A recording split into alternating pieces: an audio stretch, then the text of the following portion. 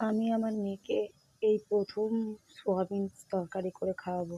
এর আগে খিচুড়ি, মাছের ঝোল, ডিম এইভাবে ঘুরিয়ে ফিরিয়ে খাওয়াতাম। তো দেখে নাও আমি কীভাবে সোয়াবিনের তরকারিটা করলাম। তেলটা গরম হতে একটু পেঁয়াজ দিয়ে দিলাম, এলাচ আর গরম মশলা দিয়ে দিলাম একটুখানি, গোটা গরম মশলা আর এলাচ দিয়ে একটু নেড়ে নিলাম।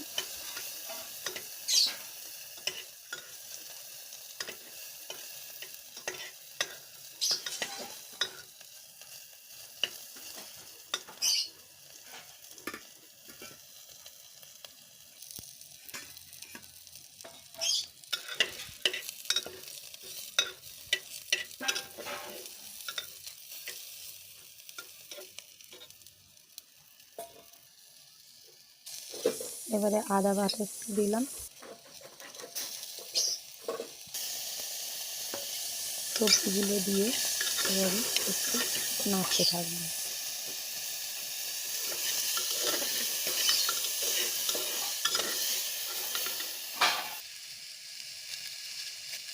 স্বাদ মতন নুন,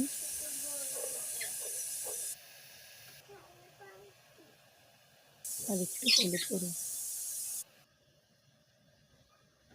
চালটা ধোয়া ছিল, সেই চালটা ঢেলে দিলাম, দিয়ে হালকা হাতে নেড়ে। ভিডিওটা ভালো লাগলে লাইক করে দেবেন।